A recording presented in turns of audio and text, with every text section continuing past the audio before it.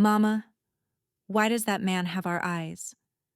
The question pierced through the crowded marketplace. Ilara's blood turned to ice. Look, Mama, he has the same mark on his neck that Kai has. 5 years. 5 years of running, hiding, building a life in the shadows. And now, in one innocent observation from 4-year-old twins, everything was about to shatter. Behind her, she heard it. The sudden silence, the weight of a gaze that could bring kingdoms to their knees. Alpha King Darien had found them. Or rather, his children had found him first. The morning had started like any other in the border village of Thornmere, with Ilara pretending she was someone else. She stood in the square, her hands rough from years of labor, clothes simple linen instead of silk. The twins were beside her, Lyra and Kai, with their impossible silver-gold eyes that she'd spent 5 years trying to hide. We were only looking at the pretty horses, Lyra said, pointing toward magnificent stallions far too fine for this shabby village. Rich horses meant rich owners, nobles, questions Ilara couldn't answer. We need to go, she said, taking each child by the hand. The crowd shifted, parting like water. Make way for Alpha King Darien of House Steelclaw. Every person dropped into bows. Ilara's body moved on instinct, pulling her children down with her. Don't look up. Don't look up. But Lyra, curious and 4 years old, tilted her head to peek. Mama, why does that man have our eyes? Ilara's hand tightened on her daughter's shoulder, but it was too late. He has the same mark on my neck. Kai's voice rose with excitement. And then Lyra said the worst possible thing. You look like us. Ilara's head snapped up, her eyes locked with his. 5 years since she'd last seen that face. 5 years since those storm-gray eyes had dismissed her like she was nothing. 5 years since he'd chosen someone else. Alpha King Darien stood frozen, staring at the twins. His eyes moved from Lyra to Kai, comprehension breaking through confusion.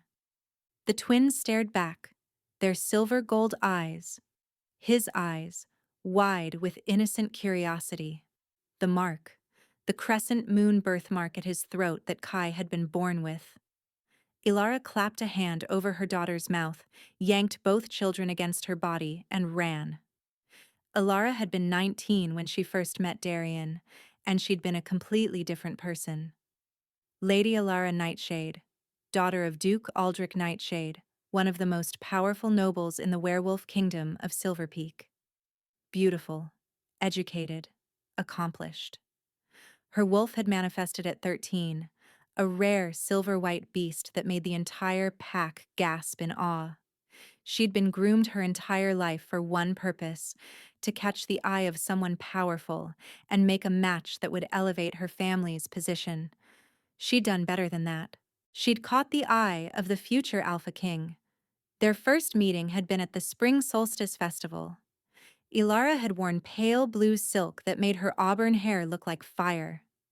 When Darien had looked at her across the festival grounds, something had sparked. Something real. Or so she'd thought.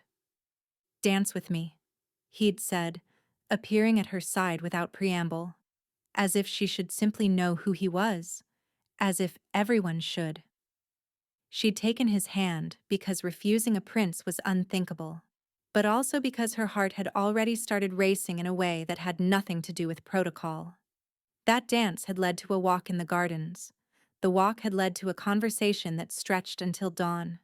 The conversation had led to stolen meetings, secret letters, promises whispered in the dark. You're different from the others, Darien had told her one night. His fingers tangled in her hair as they lay hidden in a grove of silver birch trees. You see me, not just the crown. She'd believed him. Gods, how she'd believed him. Their relationship had unfolded in shadows. He'd told her it had to be hidden. The king, his father, was traditional and would insist on formal courtship rituals. Better to keep it private until the time was right. She'd accepted that, accepted the secrecy, the waiting, the way he could only see her when his schedule allowed. the way she had to pretend in public that they barely knew each other. Because he'd promised. When I take the throne, you'll be my queen. You'll stand beside me, and everyone will know you're mine. Lyra had built her entire future on those promises, had turned down other suitors, had endured her parents' growing concern about her lack of prospects, had waited patiently through season after season of festivals where Darian danced with other women while she watched from the sidelines. Soon, he always said, just a little longer. The turning point had come at the annual Alpha Summit, where packs from across the realm gathered to renew alliances and conduct pack business. Darian's father had been failing. Everyone knew it. The transfer of power was imminent. Lyra had dressed with extra care that night, knowing this would be the moment. Darian would announce their relationship, would finally claim her publicly as his intended mate. She'd entered the great hall of Ironhold Castle with her head high, her father's arm steady beneath her hand, her heart full of hope that was about to be shattered. "We gather tonight," the old king had rasped, "to witness the formal betrothal of my son, Crown Prince Darian, to Lady Seraphine Bloodmoon of the Eastern Territories." The words had hit Lyra like a physical blow. Seraphine. Beautiful, elegant, politically perfect Seraphine, whose pack controlled the richest mining territories in the realm. Seraphine, who had just walked into the hall wearing crimson silk and diamonds. Lyra's eyes had found Darian's across the crowded hall. For one terrible, devastating moment their gazes had locked. She'd seen the truth in his face.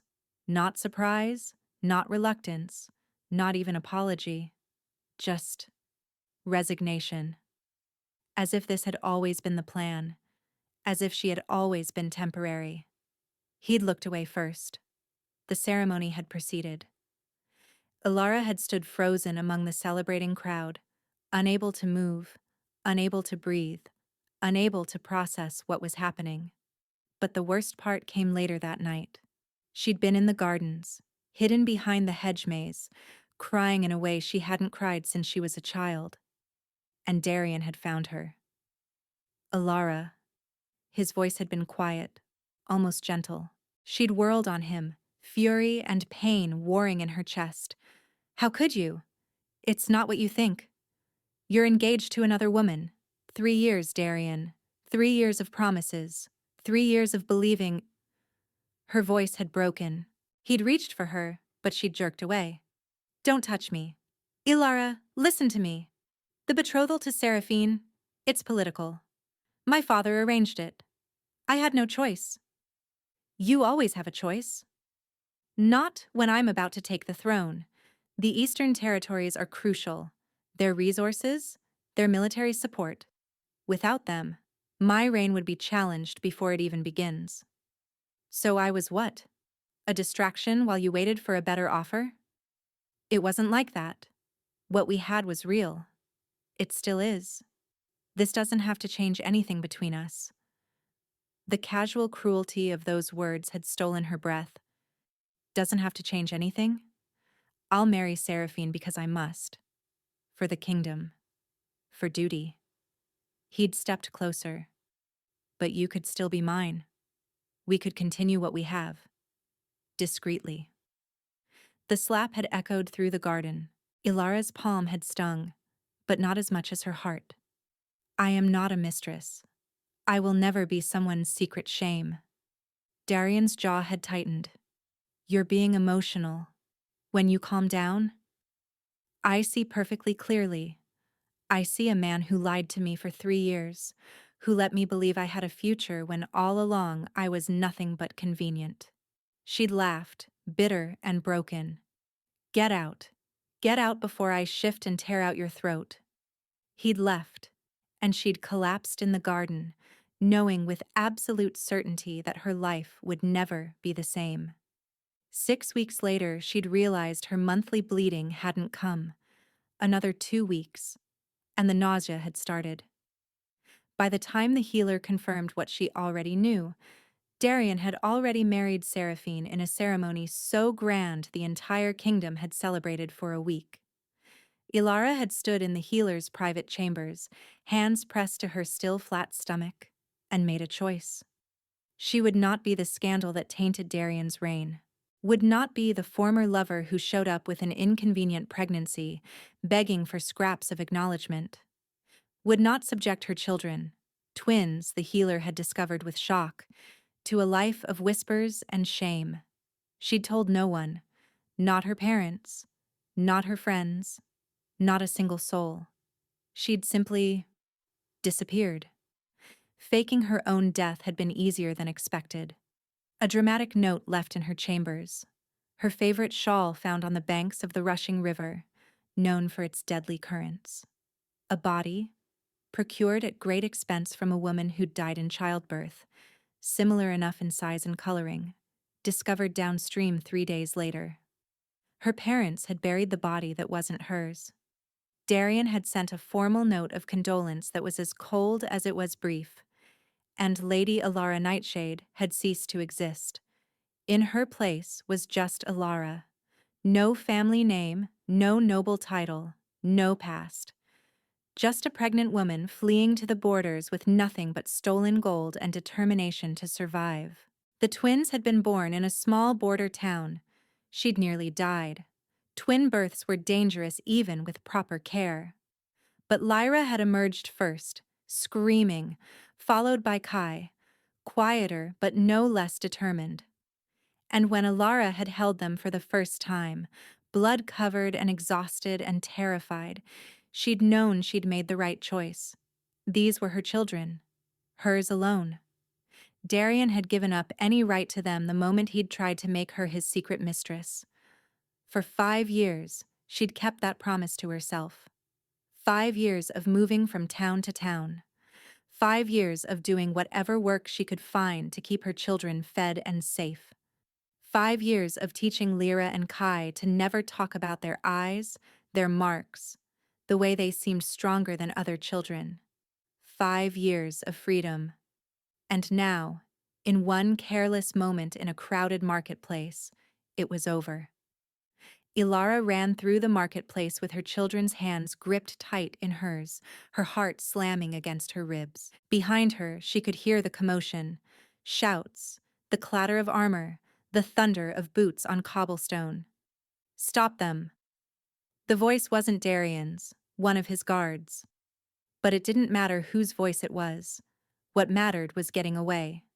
She yanked the twins down a narrow alley between 2 shops, her mind racing. The village had 3 exits: the main road south, the forest path to the east, and the river gate to the north. The main road would be watched immediately. The forest was too dangerous with children. That left the river. "Mama, you're hurting my hand," Lyra whimpered. "I'm sorry, baby. We have to run. Can you run for Mama?" Both children nodded, their eyes wide with fear they were too young to understand. They burst out of the alley into a smaller square. Alara's eyes scanned for the quickest route to the river gate, and found Darian standing directly in their path. He'd moved faster than she'd anticipated, faster than should have been possible. But then, he was the Alpha King. Speed and strength beyond normal wolves was part of the package. Alara skidded to a halt, instinctively pushing the twins behind her. Darian stood 15 feet away, his chest heaving slightly, the only sign he'd been running. His guards flanked him, hands on sword hilts, but he raised one hand to keep them back. "Don't," he said. Just that one word, but it carried the weight of an alpha command. Alara felt her wolf stir, responding to the dominance in his voice even after all these years. She shoved it down viciously. Her wolf had no say in this. "Let us pass," she said, keeping her voice steady through sheer force of will. Darian's eyes moved past her to the twins. She could see him processing, really looking at them for the first time. Lyra's face was the feminine version of his own sharp features. Kai had his jaw, his brow, and those eyes. Those impossible silver gold eyes that no one in her family had ever possessed. "They're mine," he said. "Not a question. A statement of fact. delivered with absolute certainty. They're mine, Alara countered, putting steel in her voice. You have no claim to them. No claim? Something dangerous flickered across his face. I'm their father. You're a sperm donor. The crude words made his eyes narrow. A father is someone who's there, who raises them, protects them, and loves them. You're just a man I made a mistake with 5 years ago. Ilara. Don't. She cut him off, taking a step back and pulling the twins with her. Don't say my name like you have any right to it. You made your choice, Darian. You chose your crown and your political marriage. I chose my children. We're done here. She turned to run, but Alpha Command slammed into her like a physical force. Stay. Her body froze. She felt the twins freeze too, caught in the ripple effect of the command. It was an Alpha ability, forcing submission through sheer dominant will. She'd forgotten how it felt, like chains wrapping around her chest, squeezing until she couldn't breathe. No, she was not that weak girl anymore. She was a mother with children to protect. Alara reached deep inside herself, down to the place where her own wolf lived. The white wolf that had once been her pride. And she let her eyes shift. Just her eyes, filling with the silver-white glow of her beast. Release. Us. Her voice carried her own alpha resonance. Not as strong as his. Never as strong. But enough. Enough to crack his hold just slightly. Enough to move. She spun and ran, dragging the twins with her toward a side street. Ilara!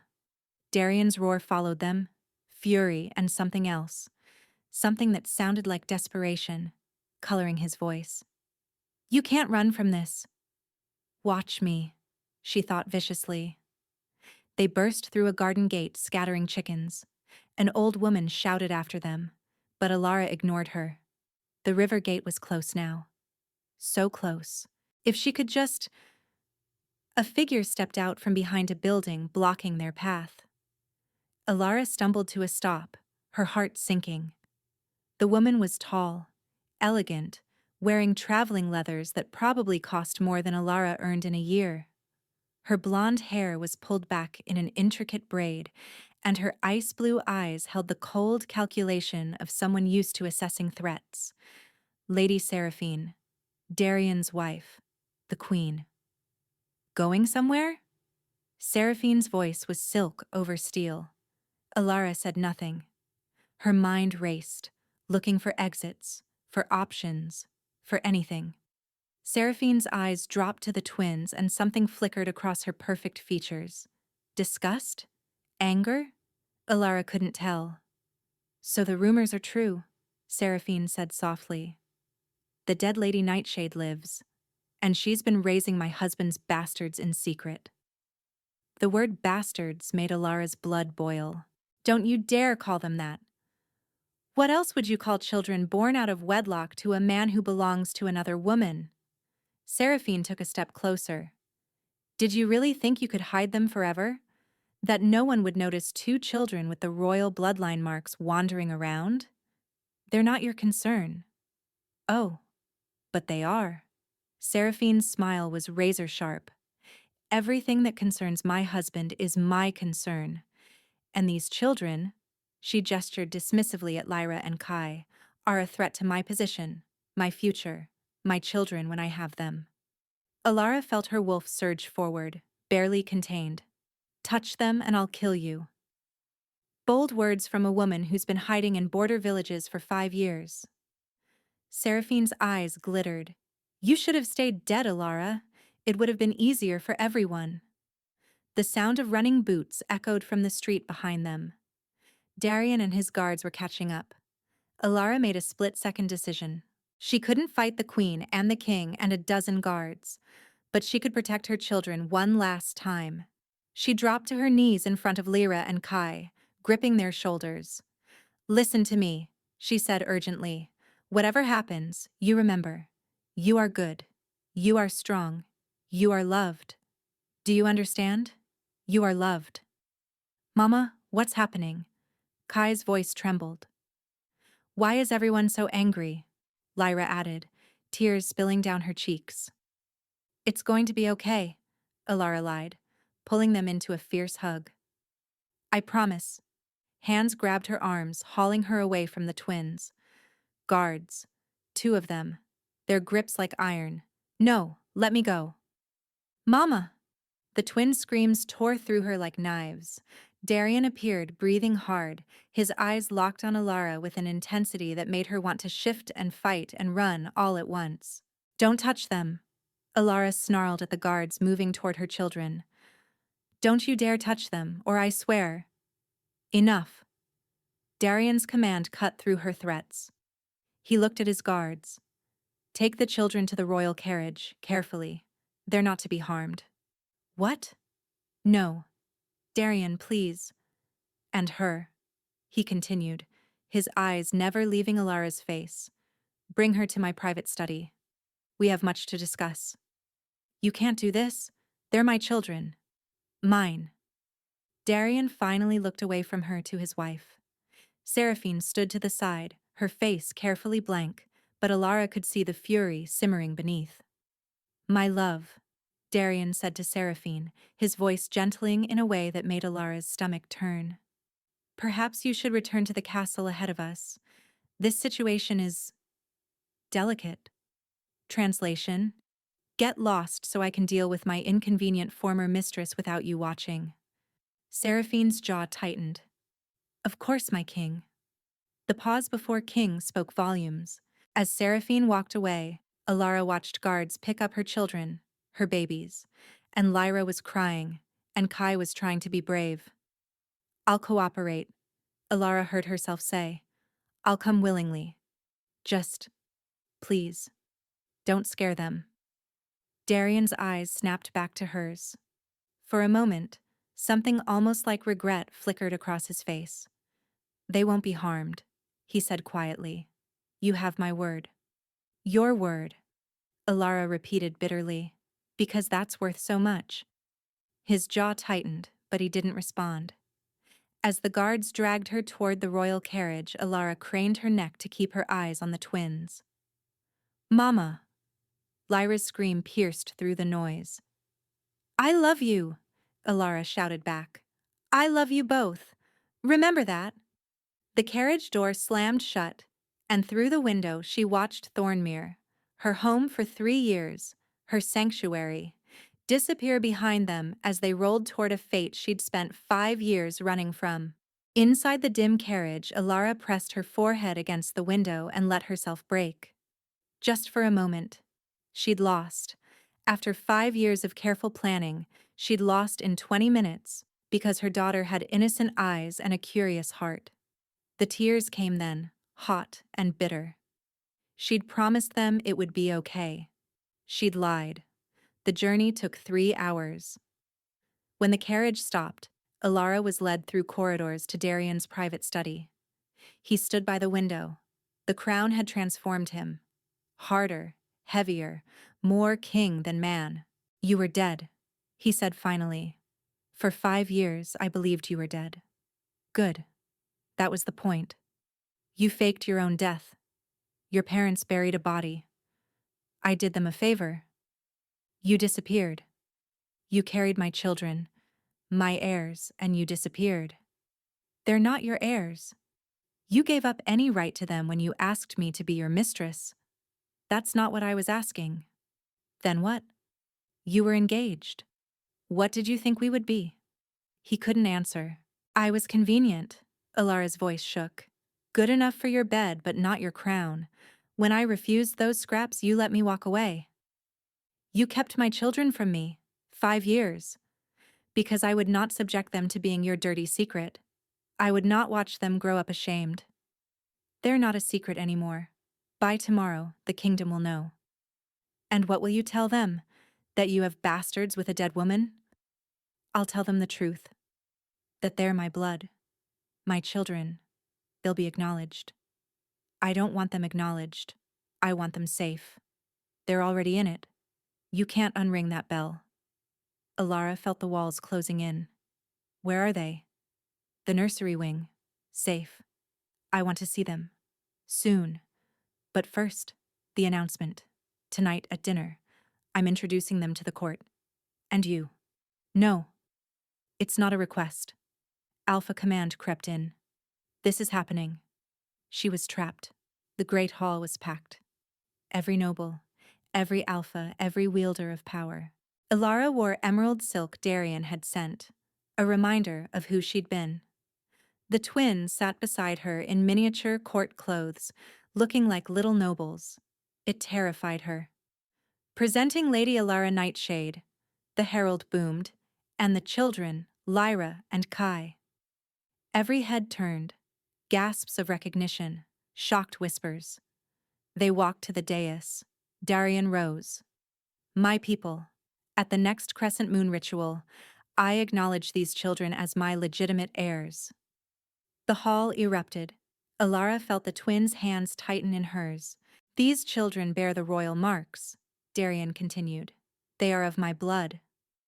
With respect, Your Majesty, an elderly counselor rose. These children were born out of wedlock. The law is clear. Children of royal blood are heirs, regardless of circumstance. Another voice cut through, Seraphine's.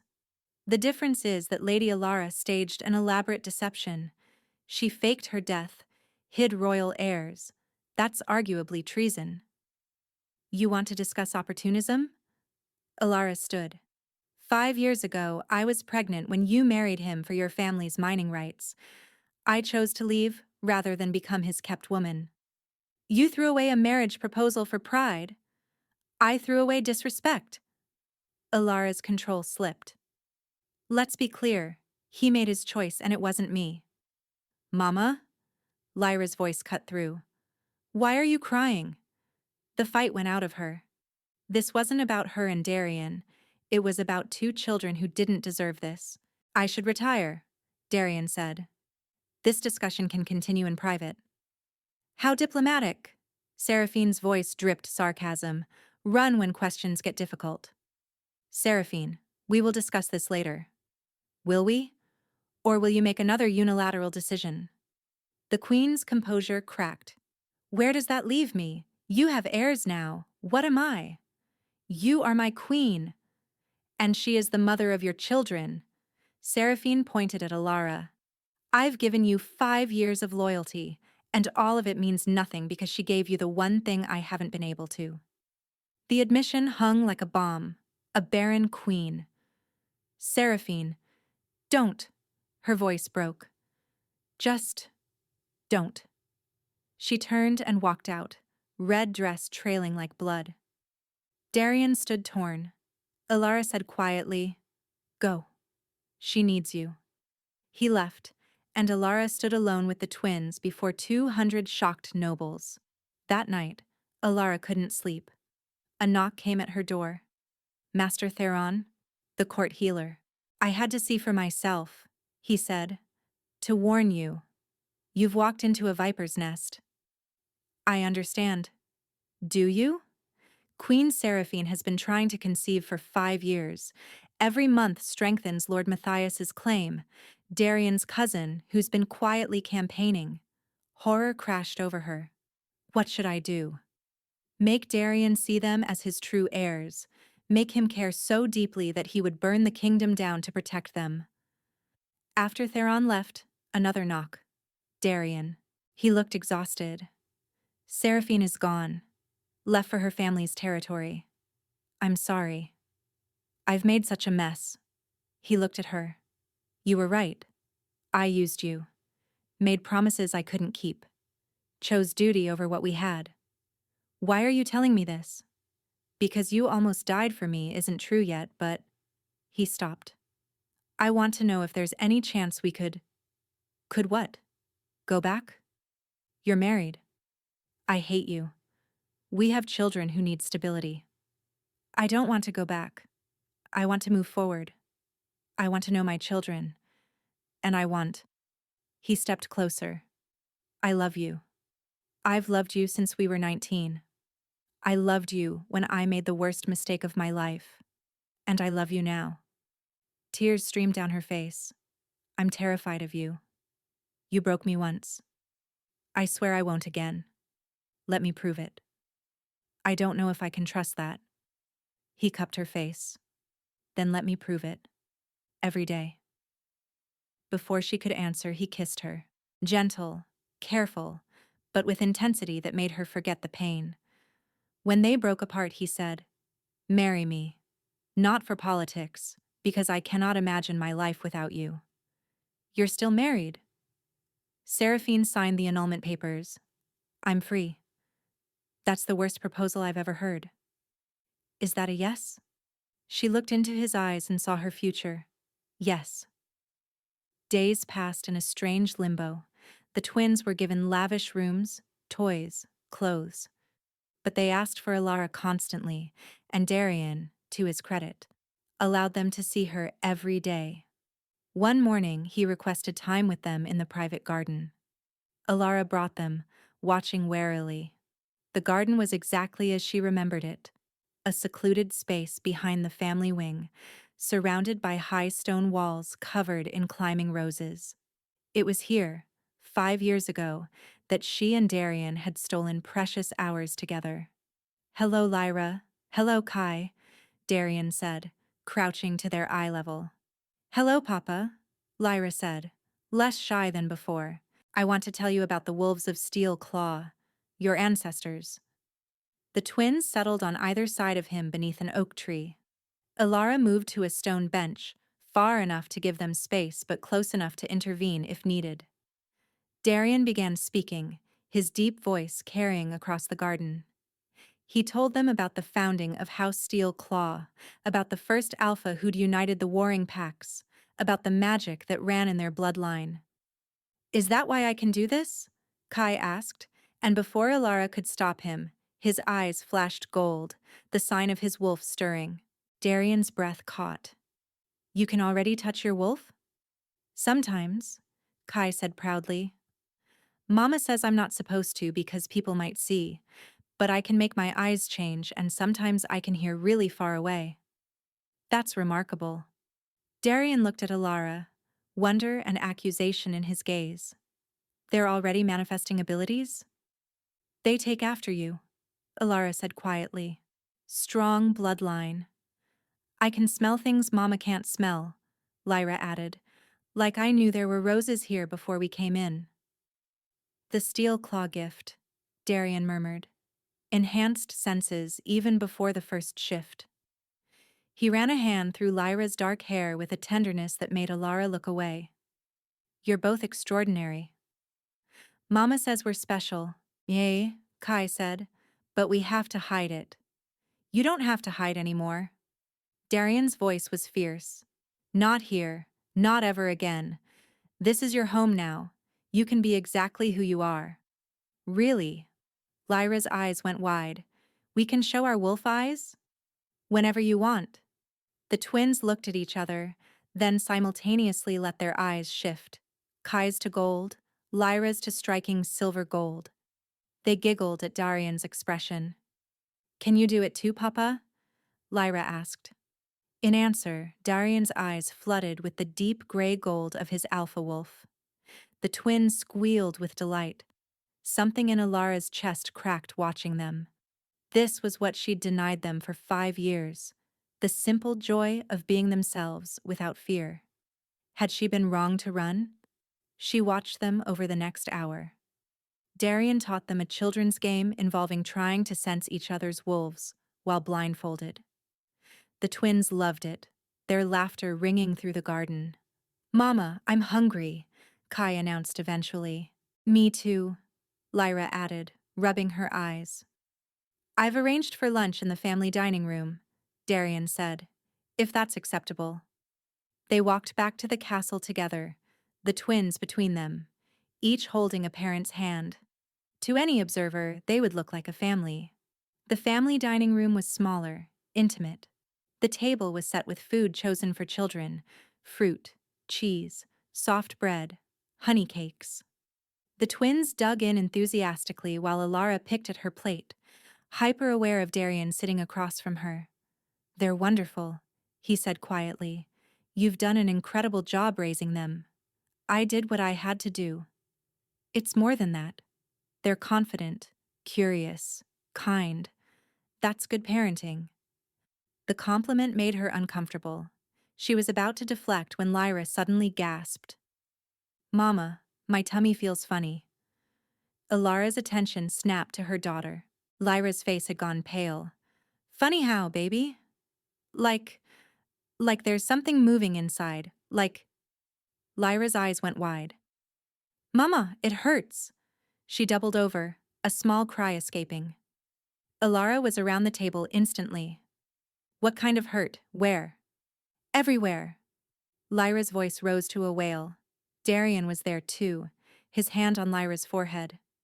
She's burning up. Ilara, this is... her wolf, Ilara said, recognition and horror flooding through her. No, she's too young. This can't be... Lyra screamed, her small body arching. Ilara saw it, the telltale shimmer beneath her daughter's skin as her wolf tried to push through. She's shifting, Darian said, alarm in his voice. At 4 years old, that's impossible. Stop it. Ilara grabbed her daughter. You're too small. But Lyra couldn't stop. Her eyes flashed silver gold, her hands starting to curve into claws. We need to get her somewhere safe, Darian said. If it stops halfway, it could kill her. Terror shot through Ilara. No! The transformation chamber, now! Darian scooped Lyra into his arms. Kai, stay with your mother. I'm coming with you. Ilara grabbed Kai's hand and ran. They sprinted through the castle, servants scattered. Guards stared. But Darian didn't slow. The transformation chamber was in the castle depths, a stone room designed for wolves who needed a safe place to shift. Darian kicked the door open and laid Lyra on the padded floor. What do I do? Ilara dropped beside her daughter, panic clawing at her throat. Let it happen. Fighting makes it worse. Lyra, sweetheart, listen to me. Stop fighting. Let your wolf come. It hurts, Lyra sobbed. I know, but you have to let it happen. Can you feel your wolf inside you? Lyra nodded through tears. Good. Now, instead of pushing her away, invite her in. Let her come forward. I'm scared. I know. Darian's hand covered Ilara's on their daughter's forehead. But your mama and I are right here. We won't leave you. You're safe. Ilara looked at him, at the fear and determination in his eyes that mirrored her own. In that moment, they weren't former lovers or enemies. They were just two parents, terrified for their child. Listen to your papa, baby, Ilara said, voice shaking. We're right here. Lyra whimpered, but stopped fighting. Ilara felt the moment her daughter surrendered, felt the surge of power that rolled through the small body. The transformation was brutal. Bones cracked and reformed, skin rippled and sprouted fur.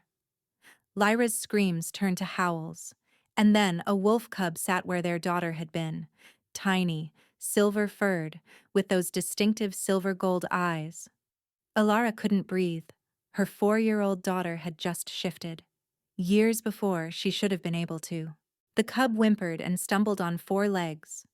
Darian reached out slowly, letting her scent his hand, then gently stroked the soft fur. Hello, little one. You did so well. You're so brave. The cub turned to Ilara, making a small questioning sound. I'm here, baby. Mama's here. The cub stumbled into Ilara's arms. She was so small, barely bigger than a house cat. Too small. Too young. Why did this happen? Ilara looked at Darian. She's 4 years old. This shouldn't be possible. I don't know. The Steel Claw bloodline is strong, but even our children don't shift this early. He paused. Unless there's more to their heritage. Ilara, where exactly did your family come from? Your mother's line specifically? The Northern Territories. Why? How far north? I don't know. She never spoke about her family. They were different. Isolated. Ilara's heart started racing. Why? What are you thinking? Before Darian could answer, Lyra began to shift back. The transformation reversed. Fur receding, bones reshaping. In moments, a naked, exhausted 4-year-old girl lay in Alara's arms. "Mama," she whispered. "I was a wolf." "I know, baby. You were so brave. Can I do it again?" Despite everything, Alara laughed. "Not right now, sweetheart." Darian stood. "I need to speak with the archives keeper, if I'm right." He shook his head. "Stay here. I'll send Master Theron to examine her." "Darian, what's going on?" "I'm not sure yet. But if I'm right, your children are far more powerful than anyone knew, and that makes them targets." 3 weeks passed in a strange new rhythm. Alara slowly adapted to castle life. The twins thrived, learning to control their abilities with Darian's patient guidance. Master Theron had confirmed Lyra's shift was due to the Silvermane bloodline. He'd found records, ancient texts describing wolves who could shift by age 6, who possessed enhanced abilities even in human form, who had connections to the old magic. "Your children are extraordinary," Theron had told Alara, "but that power will attract attention. Not all of it wanted." The formal heir ceremony was being planned, a public declaration of the twins' legitimacy. One afternoon, Alara was reading to the twins in their chambers when the castle shook with screams. A guard burst in, face pale. "Your Majesty, rogues, at least 50. They've breached the southern wall. They're heading for the family wing." Terror flooded Alara's veins. The family wing, where the children were kept. "Lyra!" She spun toward her sleeping daughter on the couch. "We need to get them somewhere safe." Darian appeared at the door. "The panic room. Now." He scooped up the still sleeping Lyra while Alara grabbed Kai's hand. They ran through corridors, sounds of fighting growing louder behind them. The panic room was 3 floors up, a reinforced chamber designed to withstand siege. Darian took stairs 3 at a time, Alara right behind with Kai stumbling to keep up. They burst onto the 3rd-floor landing and ran straight into chaos. 5 rogues blocked the corridor leading to the panic room. Their clothes were ragged, eyes wild, and leading them was a man Alara recognized with a jolt of horror. Lord Matthias, Darian's cousin, the one Master Theron had warned about. "Going somewhere, cousin?" Matthias smiled, showing too many teeth. "With such precious cargo, too." "Matthias." Darian's voice was deadly calm as he set Lyra down gently behind him. "Stand aside." "I don't think so." Matthias gestured to the rogues. "I've waited a long time for this, for the chance to claim what should have been mine. The throne was never yours. It should have been. Your father promised my mother. When he took a second wife and had you, he broke that promise." Matthias's composure cracked. "I've spent my entire life watching you wear a crown that belongs to me." "This isn't about the crown. This is about children who have nothing to do with—" "Those children are everything." Matthias pointed at the twins. "They're your heirs.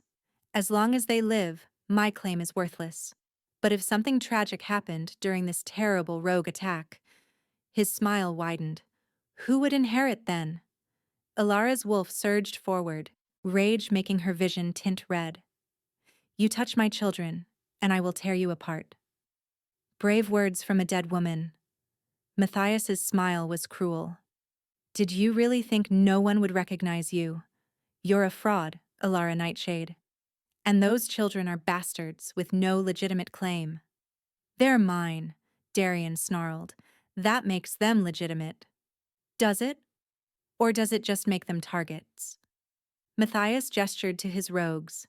"Kill them all. Make it look like they died in the attack." The rogues lunged. Darian shifted instantly, his massive gray wolf exploding into being. He crashed into the first 2 rogues, his jaws finding throats with brutal efficiency. Ilara pushed Kai toward the wall. "Stay behind me. Don't move." Then she shifted. Her white wolf, dormant for so long, burst free with a fury that shook the corridor. She was smaller than Darian, but faster.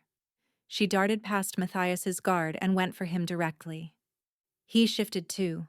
A brown wolf, smaller than expected. They collided in a tangle of fur and fangs. Lyra fought with the desperation of a mother protecting her young. She felt Matthias's claws rake her side, felt blood mat her white fur, but she didn't stop. Couldn't stop.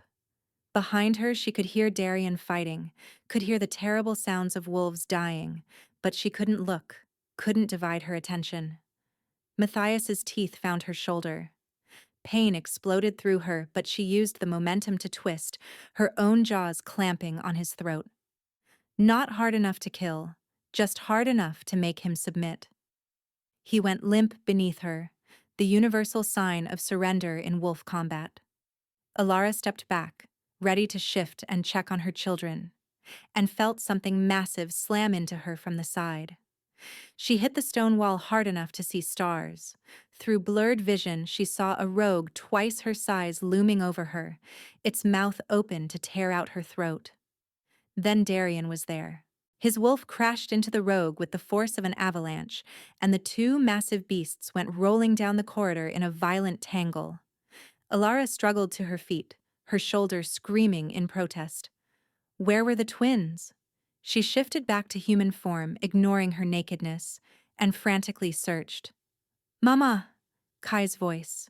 Thank the gods. He and Lyra were huddled against the wall where she'd left them, eyes wide with terror, but both unharmed. "It's okay," she gasped, stumbling toward them. "It's okay, I've got you." Movement in her peripheral vision. She turned to see Matthias, back in human form, raising a sword he'd grabbed from a fallen guard. Not at her.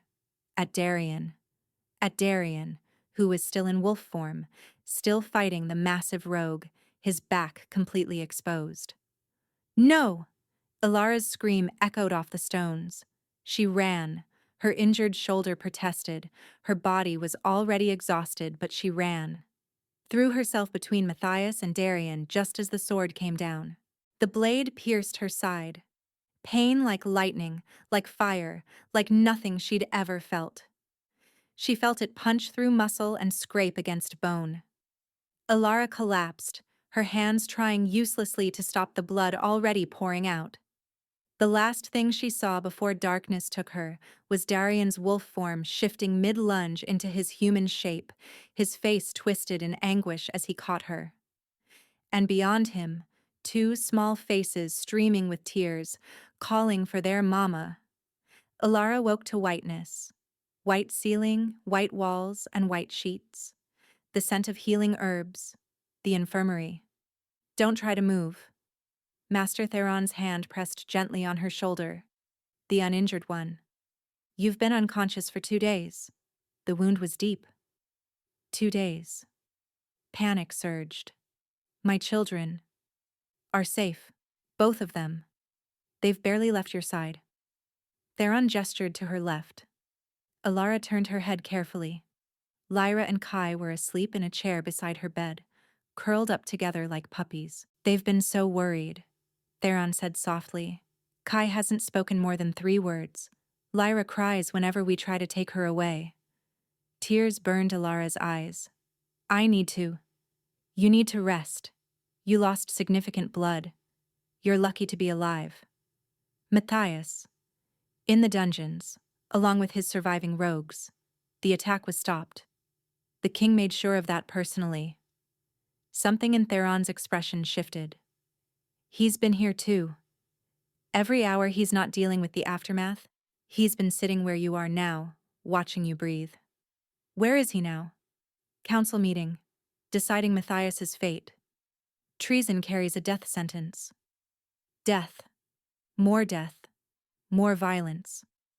"When did it end?" "You saved his life," Theron said quietly. "Matthias's blade would have taken his head if you hadn't intervened." "I didn't think. I just moved." "Exactly." Theron's smile was sad.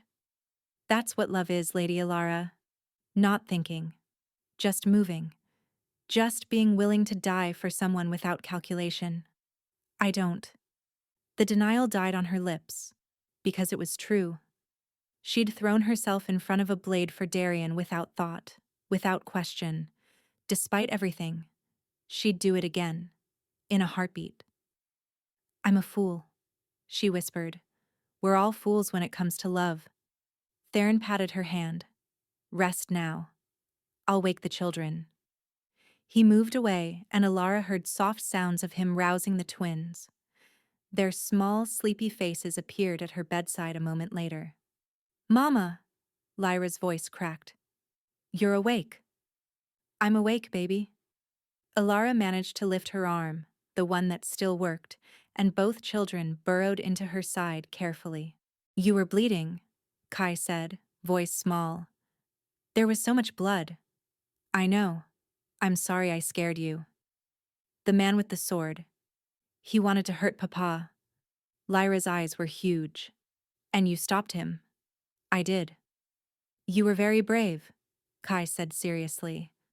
"Papa said you were the bravest person he ever met." Alara's throat tightened. "Did he?" "He said you saved his life." Lyra snuggled closer. "He said we should be proud of you." Before she could respond, the door opened. Darian walked in.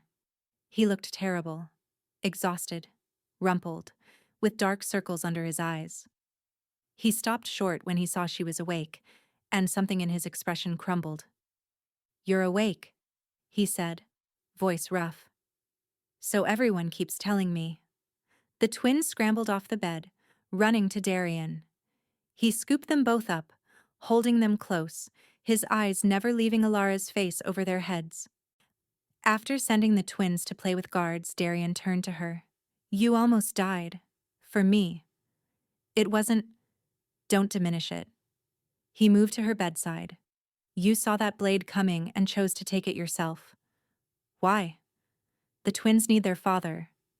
"Is that the only reason?" "Does it matter?" "It matters to me. Because I've spent 2 days watching you lie here unconscious, and all I could think was that I've wasted so much time." His voice cracked. "I love you, Ilara. I've loved you since we were 19. And I will spend the rest of my life trying to be worthy of you if you'll let me." Tears streamed down her face. "I'm terrified of you. You broke me once. I swear I won't again. Let me prove it."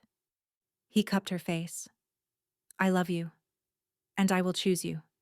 Every day. Even when it's hard. I don't know if I can trust that." "Then let me prove it." He brought her hand to his lips. "Marry me. Not for politics. Because I cannot imagine my life without you." She looked into his eyes and saw her future. "Yes. Yes, I'll marry you." 3 weeks later, the Great Hall was packed for the heir ceremony. Every alpha in the kingdom was there. Alara wore white and silver, colors of both houses. The ceremony was swift and powerful. Darian presented the twins, their birthmarks glowing with inner light. "I acknowledge these children as my legitimate heirs." The keeper declared, "The marks are true. The blood is pure." Then Darian turned to Alara. "Lady Alara is my true mate." He extended his hand. "Shift with me. Show them." They shifted together. The mate bond became visible, silver light connecting their wolves, pulsing like a heartbeat. "The mate bond," the keeper whispered in awe. "True mates, blessed by the moon." Darian looked at the assembled court. Still doubting? No one spoke. "Then let the wedding proceed. Today. Now." The keeper bound their hands with silver cord.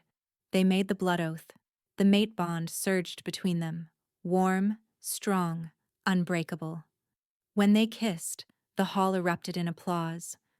"I present Queen Alara Steelclaw, mate to the king, and mother of heirs." The twins rushed forward.